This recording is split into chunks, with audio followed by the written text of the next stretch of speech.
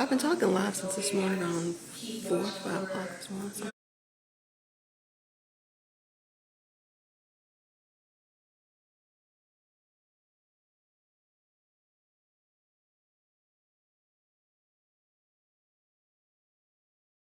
like that.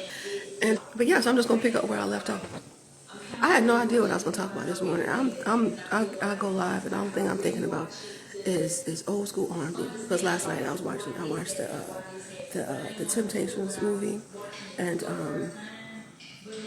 and Rick James, that documentary was on YouTube. And yeah, so I woke up this morning, then I dozed off, and I woke up this morning, I guess around, no, it was around 4, it was a little after 4 a.m. I was hearing Temptations, I'm trying to remember the song, hold on, what was that? I forget, anyway, so somehow or another, I went off on a whole other tangent, so I started talking about health and fitness, I don't know why. But anyway, so I'm just gonna pick up where I left off. I was talking about, I'm from the South and soul food and health and wellness is more of a lifestyle than like a resolution. And I know because of my own personal thing over the years. And I was talking about it. Well, anyway, I was talking about. So I learned over the years out of necessity how to cook stuff that is something I would say soul food versions of soul food, but that are healthy and very inexpensive for me. For a period of time, what I started cooking mainly, I was like lean meat and vegetables. I go to the supermarket and bags of salad, 2 for $5. So I was like, what am I gonna do with this bag of salad? So then I start buying bags of fish. You know what? Buying bags of fish. And or sometimes I would buy whatever type of meat was on sale. But what I discovered that that the salad tastes better. I don't know if it's called a warm salad, but that's what I was calling it.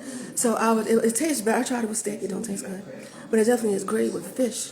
If you want to cook fish or pork chop, fish or chicken in a nonstick pan and cut it up and put it over the salad. And then it was like because it was inexpensive. It was filling, and then it was flavorful, because then I got the chance to experiment with different types of dressings and things like that. So when I started experimenting with the different types of dressings, it made me feel like a sweet tooth, kind of. And I discovered my favorite types of dressing. Growing up, Thousand Island. And then when I left the household, the other generation ranch, they put ranch dress on everything. Italian maybe when I was a teenager. Not a French. It's my favorite type of dressing now. And but yeah, so I got a chance to experiment with different types of dressing. So it was like the vegetables, the salad, it was healthy, and then the lean meat, it was like a good form of protein, and then to add flavor, I was experimenting with different types of dressing. And then I was like, something else that's cheap, cabbage. You know what? You can never have too much cabbage. So I'm like, I'll go to the supermarket, I get cabbage. Any cabbage, because once again, I'm sticking to like lean meat and vegetables. So I get like a couple heads of cabbage, and once again, whatever type of meat is on sale.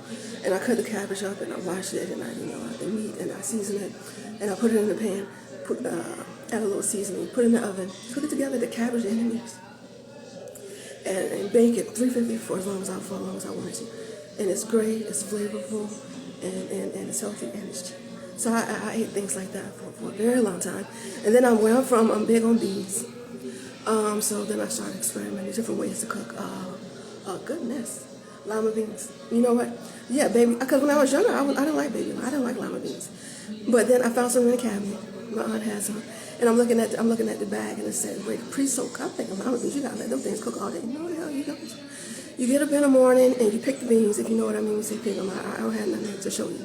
You get up in the morning, you pick the beans, and you put the beans in some warm water and let them sit till around lunchtime, 4 to 6 hours. If you do it just like that, it don't take 45 minutes maybe for them beans to get done.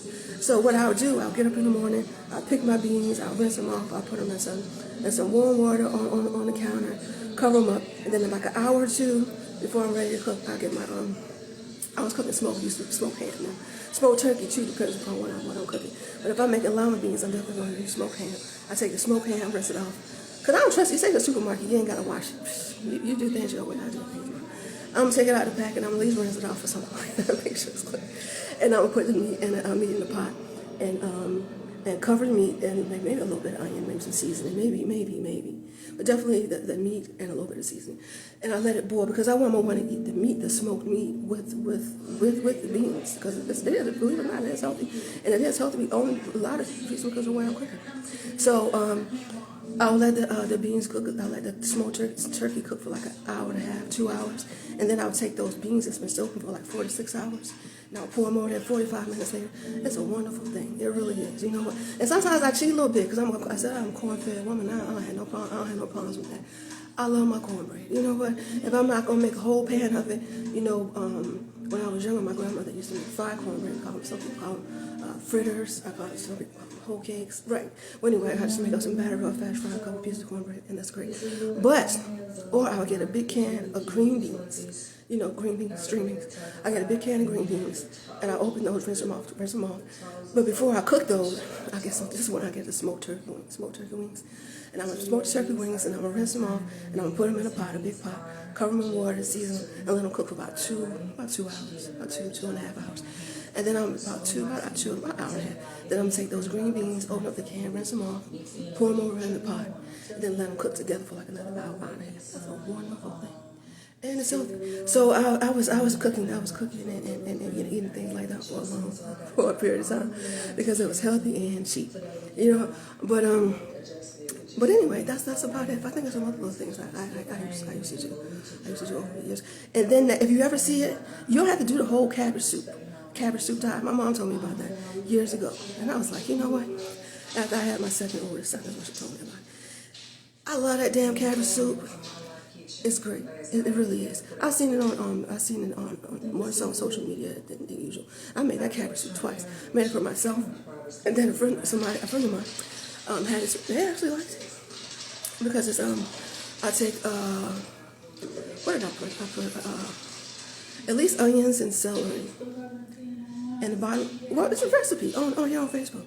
But I definitely added tomatoes, and I definitely added the ground beef, the fire roasted tomatoes, and I definitely added the ground beef. Other than that, just cabbage and vegetables. You can use onions and peppers, things like that, and bouillon cubes. It's like 1 bouillon cube per cup of water, and that's wonderful. You can eat that as much as you want to, and I think it is very little calories or no calories whatsoever in it. And I still make that. I love it. I think before I left Baltimore, I was making that cabbage soup at least 2 times a month, 2 or 3 times a month. It's very inexpensive, great, flavorful, and healthy.